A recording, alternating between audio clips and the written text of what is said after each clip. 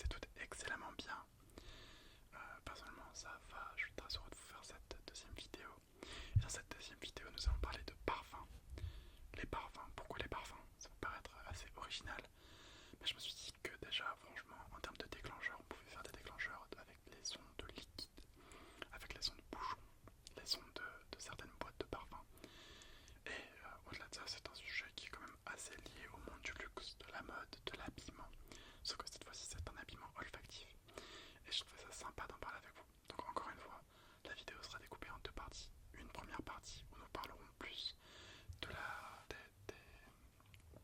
nous parlerons plus, pardon, des termes de la parfumerie, des notes de tête, de cœur et de fond, ainsi que des différents degrés d'alcool dans, dans les parfums. Ce qui permet de faire en fait un parfum et ce qui permet de créer une appellation eau de parfum, eau de toilette, parfum, élixir. Enfin bref, on va en parler. Détendez-vous, calmez-vous et laissez place à la détente. Commençons tout de suite par parler des notes olfactives. Les notes olfactives déjà, qu'est-ce que c'est? Ce sont les différentes étapes de progression de l'odeur d'un parfum. Il y en a en tout trois. La note de tête, qui est la première que l'on sent. Celle du parfum à peine posé sur la peau. Il y a aussi la note de cœur, la note de cœur, la note de cœur, qui est l'odeur la plus longue du parfum, celle qui tiendra sur la durée. Et enfin pour terminer, il y a la note de tête. La note de tête, c'est la note, pardon, la note de fond, pas la note de tête. Et la note de fond, c'est celle qui est vraiment sur la fin du parfum, qui est cette note à peine estompée, à peine adoucie, la note que l'on sent en fin de journée en général, quand on met du parfum et quand on ne sent pas encore la transpiration. Ces trois notes forment la pyramide olfactive de la note de tête qui est officiellement, enfin qui est logiquement au sommet de la pyramide, à la note de fond qui est tout en bas. Il faut savoir que plus les notes de tête sont fortes, plus le parfum est considéré comme rafraîchissant et léger. En revanche, plus les notes de cœur et de fond prennent le dessus, plus celui-ci est riche et puissant. Prenons désormais ce petit paquet là, carton là, pour nous détendre. Comme je vous ai dit, il y a aussi différents degrés d'alcool dans un parfum, puisque les parfums sont faits en majorité avec de l'alcool, c'est ce qui fait tenir l'odeur sur la peau. Et tout d'abord, il y a l'eau de toilette. C'est un parfum, enfin, je dis parfum parce qu'il y a l'appellation parfum, mais quand je dis parfum, c'est un objet de parfumerie plutôt, qui contient 10 à 15% d'alcool dilué aux différentes huiles essentielles ou à des fleurs. Son prix est moins cher qu'un parfum ou qu'une eau de parfum, car il a une concentration moindre en alcool, et donc un budget qui est moins gros. Et de ce fait là, il dure moins longtemps sur la peau. Mais il peut pas être plus frais, il peut pas être plus rafraîchissant, ce qui est parfois chargé, contrairement à un parfum qui peut parfois paraître très présent, parfois trop lourd. L'eau de parfum, quant à elle, a un taux d'alcool entre 16 et 18%. 16 et 18%. Ils sont une alternative parfaite sur la durée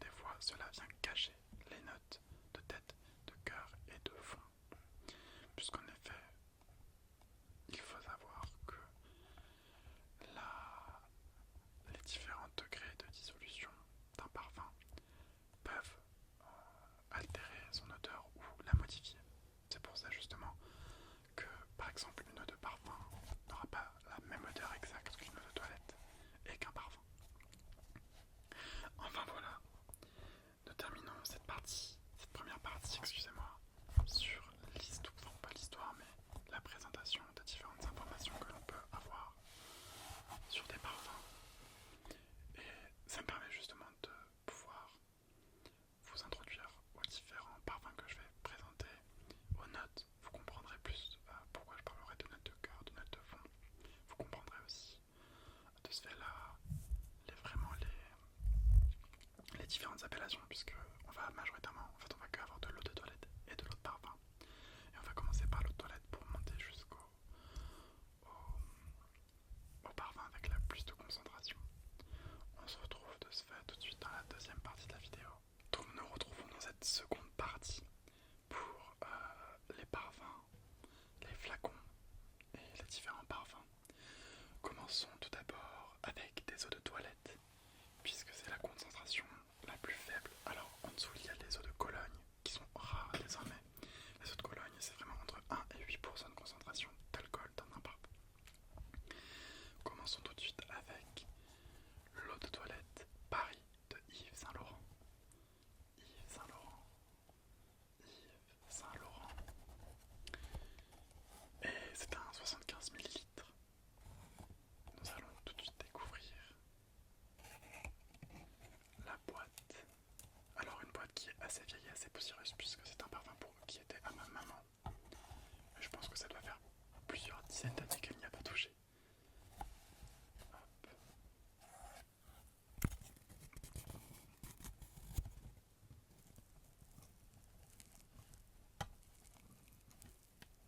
Écoutez ce petit crépitement.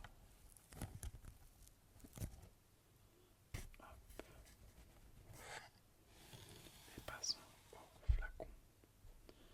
Alors un flacon qui est assez simple, qui peut paraître un peu comme une boule de bois qui a été ciselée au ciseau à bois. Une odeur qui est très proche de... Oula, ça sent très fort. Ça sent un peu, je dirais, la cocotte, sans méchanceté aucune. Et voilà, à l'intérieur il y a un petit papier qui peut être vachement intéressant. Je vais venir chercher ça juste maintenant.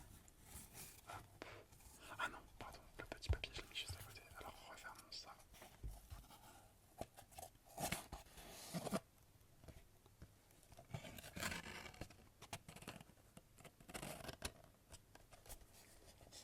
Et voilà. Ce petit papier, le voici, et on va le lire ensemble, puisque j'ai vu quelques petites inscriptions qui peuvent paraître sympas sur le parfum.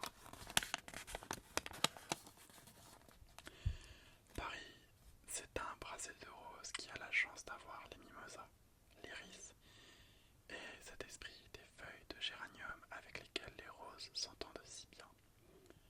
Paris sent le bonheur avec tendresse et beaucoup d'éclat, mais au-delà du parfum, il fallait cette fragrance romantique, une ligne de beauté la plus prestigieuse qui soit. Paris is like a huge spray of roses, enhanced with mimosas, irises, and a hint of geranium leaves, which blends so well with roses.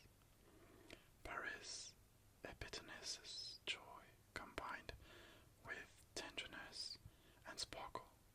This romantic perfume is also available in a luxury line of beauty products. Découvrons la suite qui nous explique les variations d'odeur du parfum.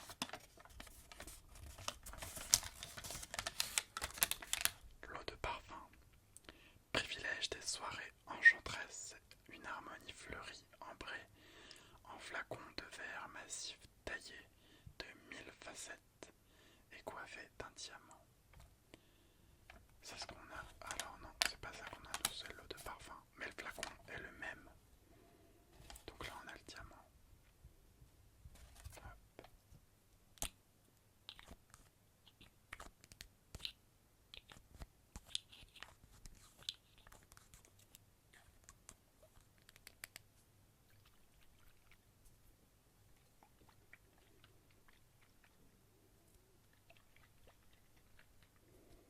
Alors, typiquement c'est pas très bien de secouer un parfum, mais ce parfum n'est plus utilisé par ma mère, donc j'en prends la responsabilité.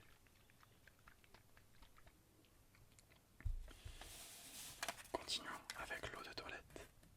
Version flacon, version vaporisateur, présence du jour, tout en douceur. Un flacon orné d'une pétale de rose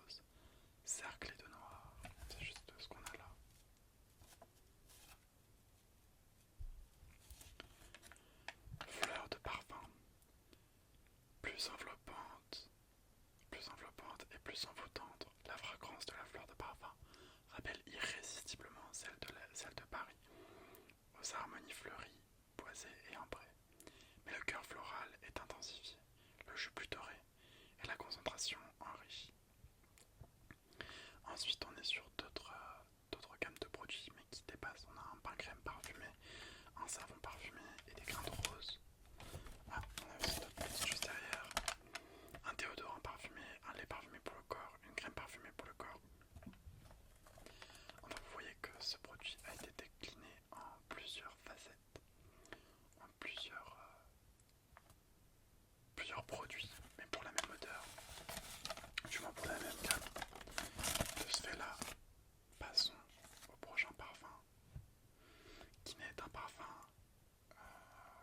assez rare, une eau de toilette, pardon, assez rare, une eau de toilette Chloé, qui date de 1975. Alors je pense que ça n'a même pas appartenu à ma mère, mais plutôt à ma grand-mère. Aujourd'hui j'ai regardé, le prix du flacon est d'environ de presque 500 à 600 euros. C'est un parfum de Chloé qui a été fait à l'époque où Karl Lagerfeld était encore un directeur artistique de Chloé. Il faut savoir que Karl Lagerfeld, avant d'arriver chez Chanel, a été directeur artistique de Chloé et de Fendi. D'ailleurs, par rapport à Karl Lagerfeld, je vous recommande très sincèrement la série Becoming Karl sur Disney+. C'est sincèrement une très très bonne série qui montre la rivalité qu'il y a pu y avoir entre Karl Lagerfeld et Saint-Laurent. C'est pour ça aussi que je les ai mis en enchaîné, puisque c'est une façon de les réconcilier.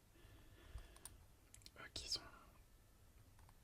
des amants qui n'ont jamais pu trouver leur bonheur. C'était donc Chloé de Karl Lagerfeld chez Chloé.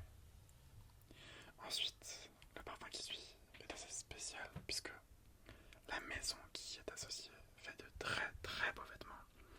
Et je parle bien sûr de Oscar de la Renta.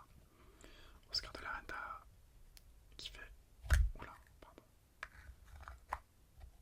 des vêtements tout aussi sublimes les uns que les autres. Alors, à une époque plus que maintenant, peut-être. Enfin, à une époque il était plus en vogue que maintenant. Mais aujourd'hui, il reste un de ses grands créateurs. Un flacon qui est assez simple, petit. Alors, on est encore sur une eau de toilette. Eau de toilette spray naturel, Oscar de la Renta, Paris, Made in France. 84% de volume, voilà.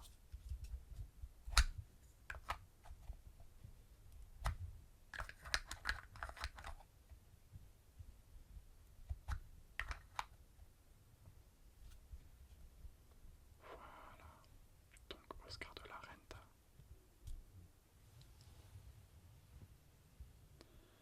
Passons tout de suite. Ah, donc c'était un parfum féminin, les trois que je vous ai présentés. Passons tout de suite au premier parfum masculin. Eros de Versace.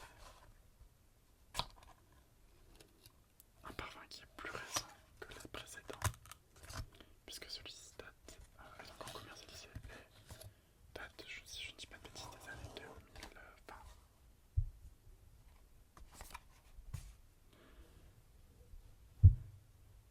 Voilà. Alors, l'eau de toilette Eros de Versace en version bleue. Il y a une version rouge aussi qui existe de ce parfum-là. Un parfum qui a une odeur très forte, très masculine, qui a des notes, si je ne dis pas de bêtises, de citron italien, mais aussi d'ambre, qui est vraiment fort au nez. C'est un parfum qui est très masculin, que je portais beaucoup avant.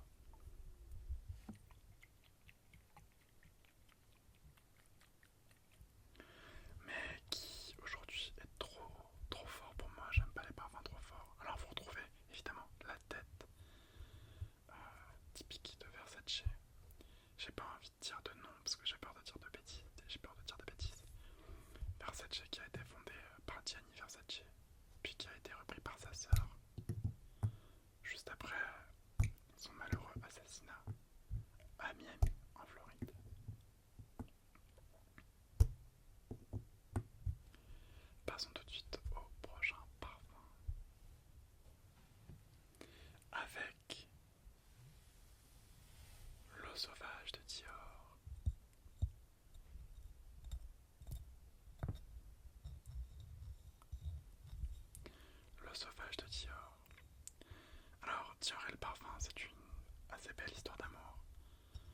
puisque ça a été vraiment, je pense, avec Chanel, l'un des premiers grands couturiers à se lancer, y compris dans la parfumerie.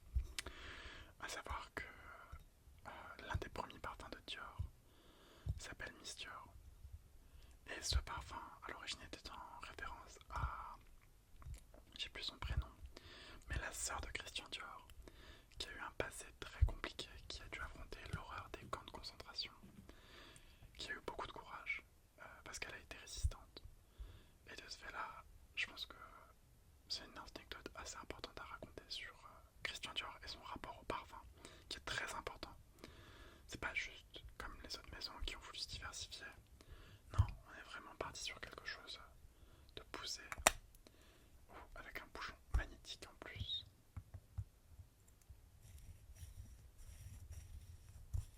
Alors vous voyez peut-être un tout petit peu de poussière, comme je vous ai dit. Ça c'est majoritairement un parfum maman parce que c'est un parfum féminin. Alors, je dis ça, vous allez voir que tout à l'heure il y a un parfum féminin qui est à moi. Mais c'est sincèrement un parfum que je ne pourrais pas porter puisqu'il est trop fort. Laissez-moi juste le sentir 2 secondes.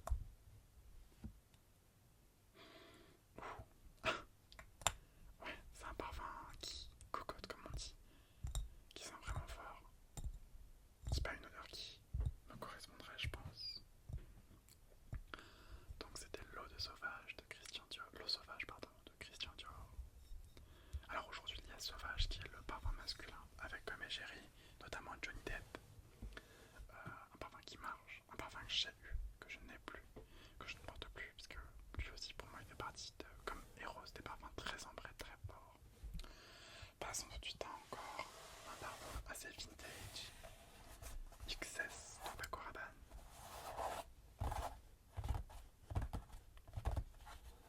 Paco Rabanne, tout à fait connu aussi pour ses créations.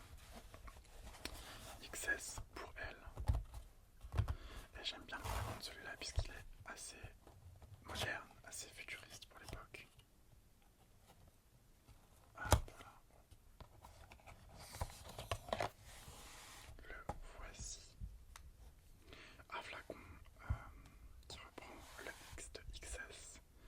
Mais ce que j'aime bien, c'est vraiment le jeu de forme et la surprésence du côté chromé. C'est franchement un beau flacon. En général, ce qui compte aussi dans l'achat d'un parfum, c'est le flacon. C'est ce qui est souvent dit par des personnes. Si vous avez le flacon, vous avez les clients. Un parfum made in France, comme l'ensemble des parfums, sauf Versace qui a été fait en Italie et un parfum que je vous montrerai après qui a été fait en Suisse. Alors je vais juste sentir l'odeur aussi. Oh, on ne sent plus trop. Mais c'est un parfum qui sent aussi un peu la cocotte. Enfin, je sais pas si vous voyez ce qu'on veut dire, mais quand on dit que quelqu'un cocotte, vous avez cette odeur assez forte qui est typique. Presque le Chanel numéro 5.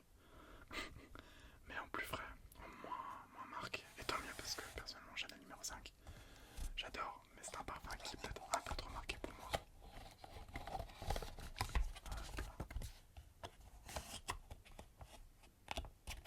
Ah, pardon, ça se dit pas XS, ça se dit XS. J'aime bien le jeu de mots aussi. Vous voyez quand même qu'il est assez vieux. Il est assez vieux, ça se voit au niveau de la décoloration du coup. C'est même pas de la poussière, c'est de la décoloration. Passons tout de suite aux eaux de parfum. Et avec un parfum que j'ai moi-même porté, un parfum féminin cette fois-ci. Alors, c'était tous féminins jusqu'à présent sauf Eros, mais là on repart sur un parfum qui est à moi et que j'ai porté, féminin, qui est Devotion de Dolce & Gabbana, avec une note de tête de citron confit, une note de cœur, il me semble, de vanille, bourbon, et une note de fond qui est de fleurs d'oranger. Alors j'adore le flacon, vraiment. Il est assez simple si on enlève la petite broche. c'est ce qui fait tout son charme, sincèrement. Il n'y a pas besoin de quelque chose de plus compliqué. Et l'odeur est divinement bonne. C'est-à-dire que ça sent le sucre, la vanille. Pour moi, je trouve que ça sent un peu le popcorn aussi. C'est un parfum que j'adore, que j'affectionne beaucoup, qui me va bien, qui va bien avec ma personnalité. Donc voilà, Devotion Dolce Gabbana, un parfum qui, si je ne dis pas de bêtises, est aussi assez récent sur le marché. Mais que je conseille à beaucoup de gens, hommes comme femmes. Sincèrement, les parfums féminins, c'est pas que pour femmes, parfums masculins non plus. Ça dépend vraiment de ce que l'on aime. Moi, j'aime le sucré, la douceur, et pour le coup, je me retrouve plus dedans que dans Eros de Versace.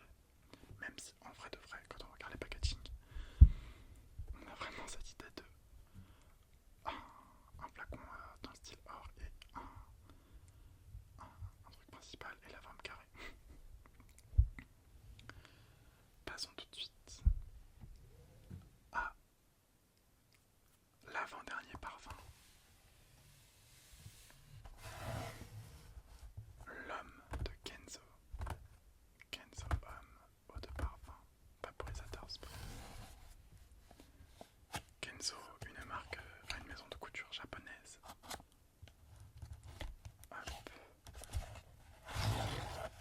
Qui a fait des créations qui ne ressemblent plus du tout à ce que Kenzo est aujourd'hui, un peu comme Balenciaga. Mais c'est un style. Un parfum qui a vraiment une odeur de fraîcheur, de marin. C'est un parfum aussi que j'ai porté très peu de fois, mais j'en ai jamais été déçu. Un côté mentholé, vraiment un côté frais. Un côté vrai qu'on retrouve énormément dans ce parfum. Et on va pas s'en priver. Donc l'homme de Kenzo, un parfum simple, pas plus d'indications que Kenzo homme. Made in France, voilà.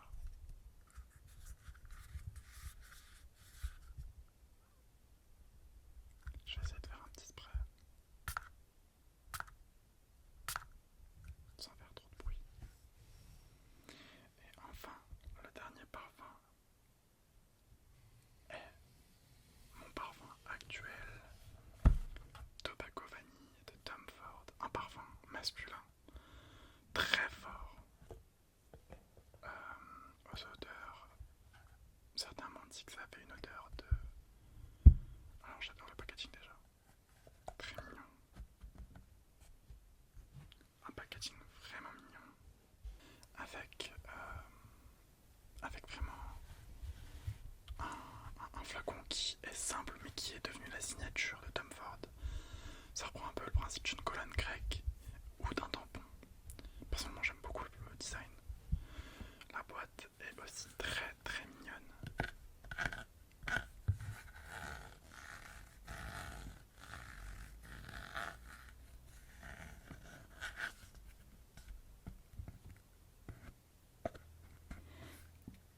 Donc un parfum qui, comme son nom l'indique, a des notes de vanille, des notes de tabac, de miel un peu aussi également.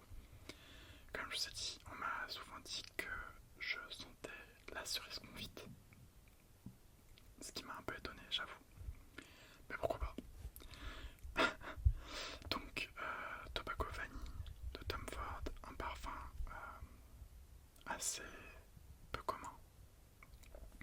Puisque déjà, c'est un parfum qui coûte, mine de rien, assez cher pour ce que c'est.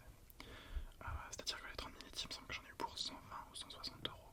Ce qui est quand même énorme quand on compare à des Devotion ou à d'autres parfums. Mais Tom Ford est très connu pour son côté parfumerie, pour ses parfums. Il fait partie des... Je pense que c'est l'un des parfumeurs hommes les mieux réputés. Pour la femme, ce sera Francis Kurkdjian. Et récemment, j'ai aussi vu dans une boutique Tom Ford, dans un corner Tom Ford, un nouveau parfum qui me fait un peu de l'œil, qui apparemment est nouveau, qui est Chinese Rose, donc rose de Chine, qui vraiment a une odeur de rose douce et sucrée que j'aime beaucoup. Donc Tobacco Vanille, on est vraiment sur ce côté très... Comment je pourrais